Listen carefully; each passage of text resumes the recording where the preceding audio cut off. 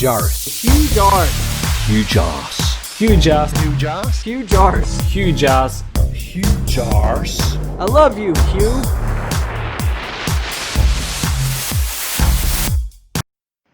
Fire up the SUV, Mar. We're going on a stupid hunt.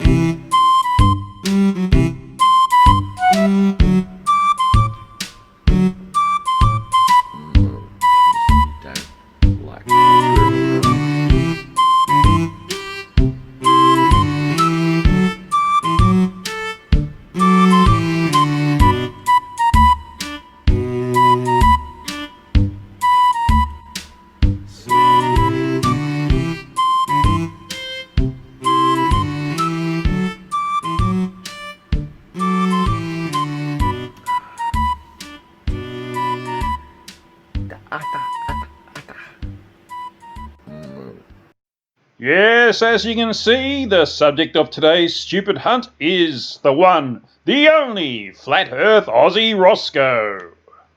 Formerly known as Flat Earth Aussie Jesus and Ross Thatcher occasionally. Ross lives in the Byron Bay region of New South Wales in Australia, a region well known for the abuse of certain substances. Ross is, of course, a flat earther, and he believed things like the sun is an interdimensional portal, and that the moon was created by giants who dug out the Grand Canyon to make it, just to mock us for worshipping the sun. Now, I'm a little reluctant to put the boot into Ross. I find him more amusing than anything else. Overall, I think he's a good bloke, although he does regularly demonstrate some very bad behaviour, as you would have seen in his latest debate with FTFE and Team Skeptic. You can climb outside and get onto the roof of your house, if you're capable. Maybe Craig's not, because he's a fucking invalid. But any normal person can go outside, climb onto the roof of the house, and suddenly see how much further they're capable of seeing. You piece of shit. Or something like that. Instead of calling me a cripple, you could call me a disabled military veteran. Military veteran. What, were you a drug smuggler for the Queen? It's just all coming out again. No, I was a nuclear engineer in You're supplying heroin to the world for the Queen. I was. Yes, exactly. I was a That's what the Navy submariner. does. They I get sick was of, a surface ship engineer. sick of transporting the Queen's heroin. Anyway, back to the topic. That good shit, Ross. If you climb onto the roof of your house, you will see heaps more than you've ever realised. However, I'm prepared to interpret that as giving as good as he gets, although he was the one who gave it first. If nothing else, Ross is entertaining. He's not a bad guitar player. Check this out. Trying to make ends meet, you're a slave to the money, then you die. I take you down the only road I've ever been down. But also, when he's drunk, he likes to film it and put it on YouTube. And that gives us this cornucopia of entertainment. This also leads to the most rambling, incoherent, and downright hilarious expressions of, I suppose you call them ideas, that you've ever seen. Let's have a look at a few. Sometimes I make videos later than I should. This is a good example. Pissed off my brain a little bit at the moment. I'm just a home brewer, dude. Yeah. Drinking home brew. Pissed off my brain a little bit at the moment. If you want to believe we live on a spinning ball of our space, believe what the hell you want. I don't care. I don't. I believed in it for most of my life myself. Just believe in it. It's fine. That is what I keep trying to tell people all the time. It's like, I'm not personally insulting you just because I point out that you're ignorant, okay? It's not an insult. It's a acknowledgement of the fact that you're reared in ignorance. So therefore, by me telling you you're ignorant, should just incite you to say, well then fucking enlightened me. Oh great master. I would rather go back to living in ignorance. Look, if you're ignorant and stupid and dumb and incapable of understanding, I'll give you personal lessons, but you have to come to me personally.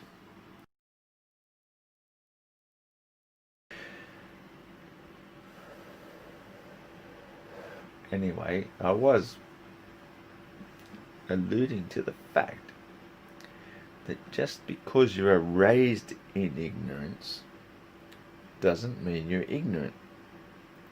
It just means you're raised in ignorance. Not your fault. But what you can do beyond that point is then, okay, I was raised to believe certain things, but I'm going to step beyond my boundaries, not necessarily because I believe it or want to believe it. It's got nothing to do with want. I would rather go back to living in ignorance. I could swear at that till the cows come home, like, that's a pretty bad cow swear word if you know mooners.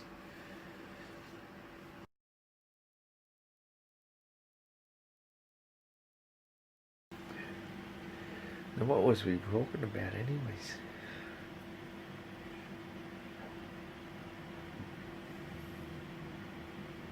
It doesn't matter.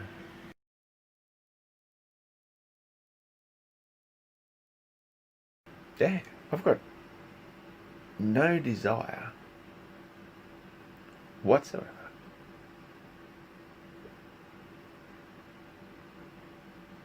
to fool you, to convince myself I've been fooled.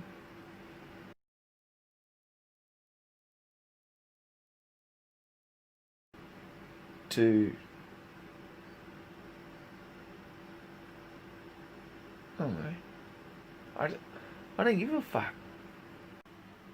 Actually, that's quite interesting.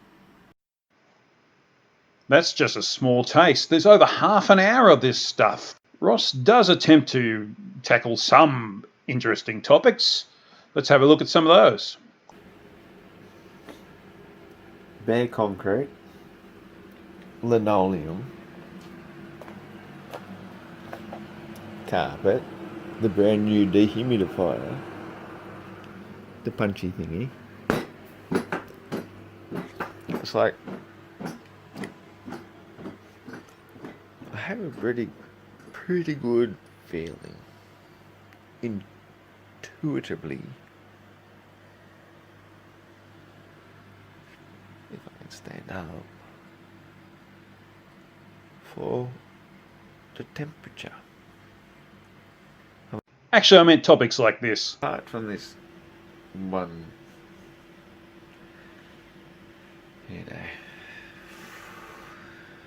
how would you describe Eratosthenes? You describe him as somebody who doesn't actually exist in history, that we all believe in, and he made all these predictions, and his calculations were so correct that to this day they weren't far off. That's about it. That is actually modern science. Says, well, he was very, very close to what modern scientists have predicted. Citation! Hang on, Planawalk. So a few points to cover there. Eratosthenes did indeed exist. He was a friend of Archimedes who wrote about him. Eratosthenes founded geography. He created the first world map using meridian lines and parallel lines, similar to lines of longitude and latitude that we use today. Ross was talking earlier about being raised in ignorance, but Ross doesn't even seem to know this much. As for Eratosthenes' accuracy of his measurement of the circumference of the Earth, I don't know where Ross is getting these figures from. It's impossible to actually tell that. Eratosthenes used the archaic unit of measurement called a stade. Now that meant different things to different peoples. Most people think it means that he got it to within 1%, but using other interpretations of what stade means, it could mean as much as 30% out. We'll never know because we can't talk to him and find out what he actually meant. But it was a big achievement to actually imagine that the Earth was a sphere and not flat. Actually go out and try and measure it. That was a big leap forward in the thinking of humankind at the time. Okay then. Let's leave Mr. Eratosthenes in the past and say, okay, modern scientists, whoever you may be, where is your evidence for what you say this ancient Greek guy came pretty close to getting? For what you say the size and shape of the spinning ball thingy you think we live upon in outer space, vacuum more or less. Where's your calculations? Where is your maths? Where's your science? You say you have it.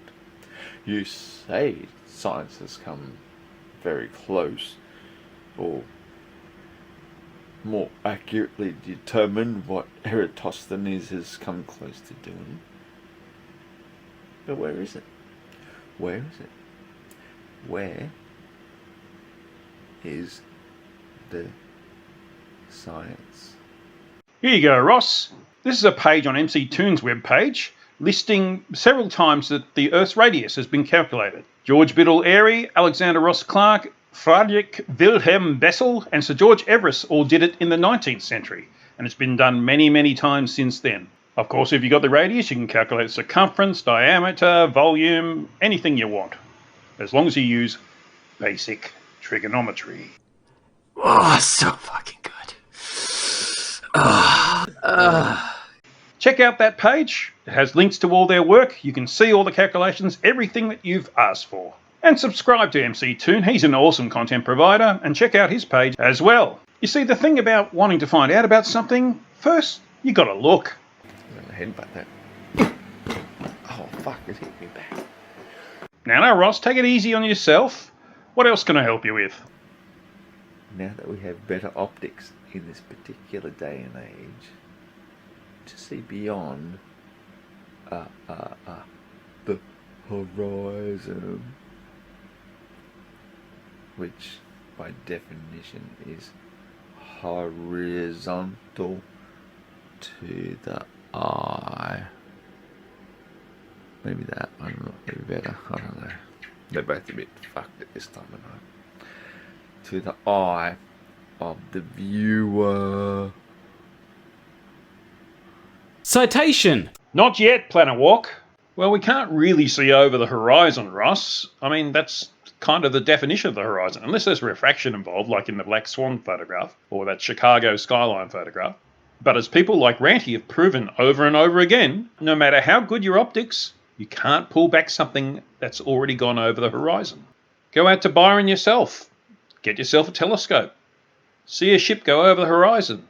Try and bring it back. Horizontal. 90 degrees.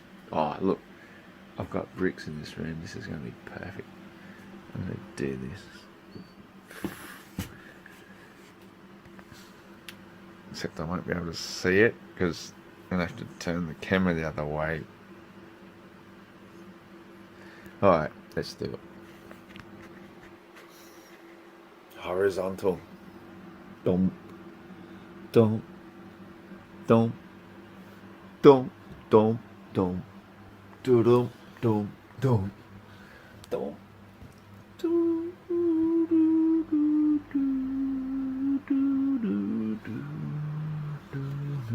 Bum. Bum. Bum. Bum. I really hope that music wasn't copyrighted, Ross, but I think we're safe. Hang on a second. Why are the ones below appearing to rise up, and the ones above appearing to go down.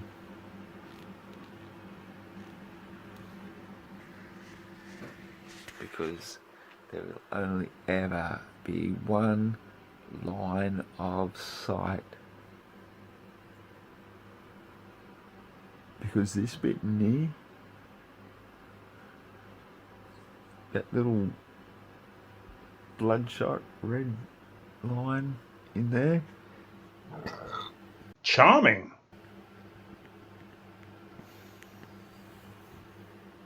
that's what defines horizontal.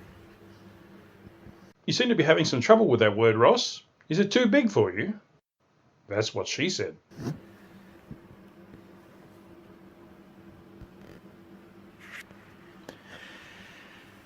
I could probably wax on and wax off all night long. Of that, I have no doubt. But that, hopefully you've seen it, I don't know. I couldn't see.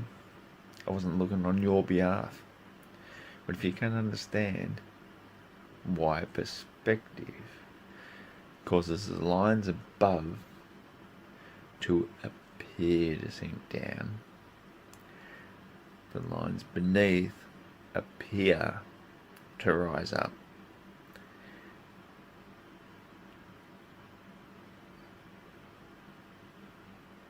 Then no wonder you believe in a fucking globe.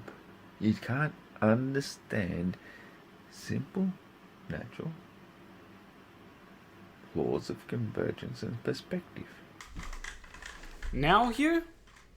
Yep, fill your boots, son. Citation. Fucking needed. And the reason a citation is needed is because it's clear that Ross doesn't quite understand what convergence means. He's thinking of it in 2 dimensions instead of 3. The best explanation by far that I've seen has been by cool hard logic. Let's have a look. Consider our Flatard in a really long corridor again. According to Flatard perspective, beyond a few miles he should no longer be able to see the floor of the corridor, and he should see more distant lights on the ceiling disappear below the horizon on the floor. Well, we've already established that this makes no geometric sense whatsoever, so let's reset the corridor.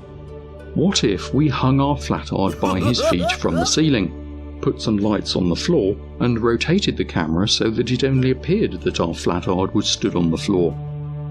What would Flatard perspective do here? Where would the horizon be? On the floor? On the ceiling? What if we strapped our Flatard to a support on the wall and rotated the camera 90 degrees? Where would the horizon be now? On the floor? On the ceiling? On the wall? Which one? As we can see, the concept of a horizon with things disappearing behind it makes no sense in an environment comprised of flat surfaces. Yet Flatards claim that we do live on a flat surface, and that things are obscured by a horizon breaking the simple geometric principles we've seen. You see, the undocumented, unmodelled and utterly useless Flatard version of perspective has a preferred direction. This is odd, because lines of sight and perspective in reality work in any orientation. Any orientation is the key word there. Ross was correctly pointing out that things converge from the top and the bottom, but they also converge from the left and the right as well. In fact, an object will converge in its entirety. Hence, convergence alone does not explain horizons. In fact, it can't. It is so simple. I mean, I come across it all the time on Facebook pages. Somebody doing the same old argument again and again and again. I was like, dude, if you don't understand convergence and perspective, I've spent too many countless hundreds of hours typing it out for them. So if they don't get it by now, you'll never get it. Okay? It's as simple as that. If you don't understand convergence and perspective by now, then by now.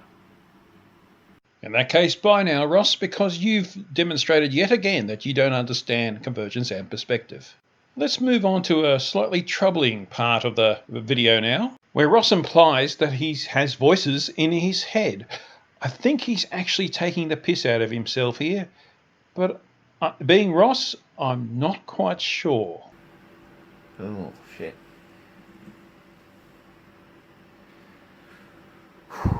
The voices in my head said I can't say that. I said, oh, well, that's not hurting anybody. Oh, yeah, no. Actually, it is. It is fully hurting everybody.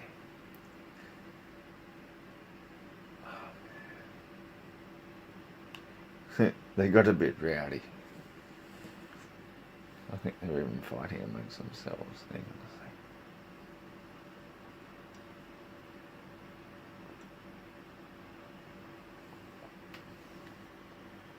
There's one thing they can agree on is that I shouldn't be drinking. Get some more back to them. What? Oh, come on. How can I remember that? Give me a pen and paper.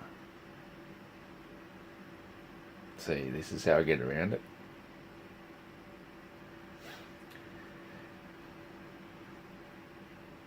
I've got no pen and paper. I've got one hand on my phone and I've got one hand on my beer, and what will be, will be.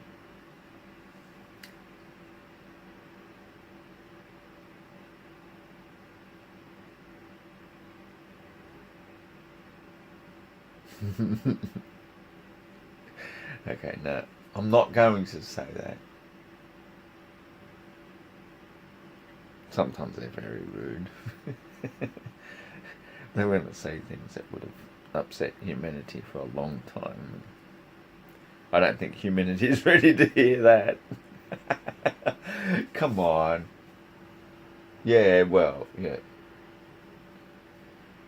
You better get rid of a few more useless eaters before you're going to even attempt to do that, mate.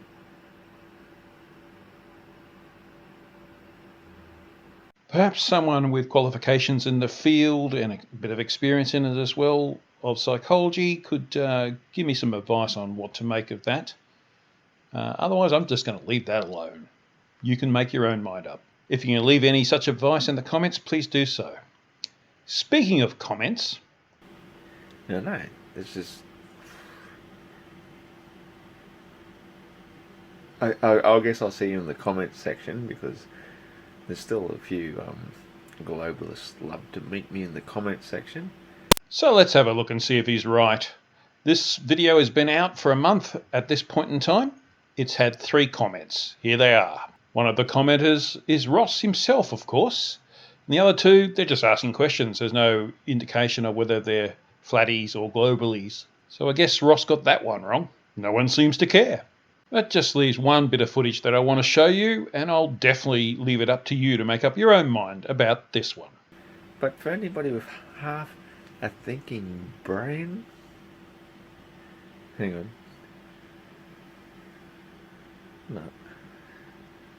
For anybody with...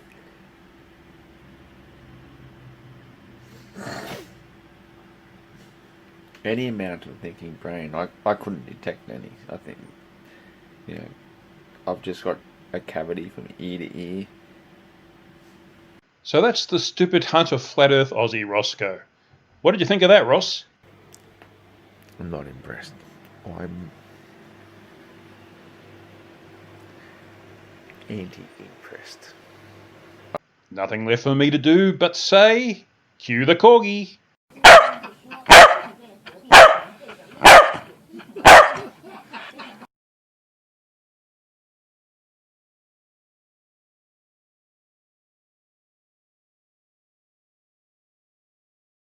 You're despicable.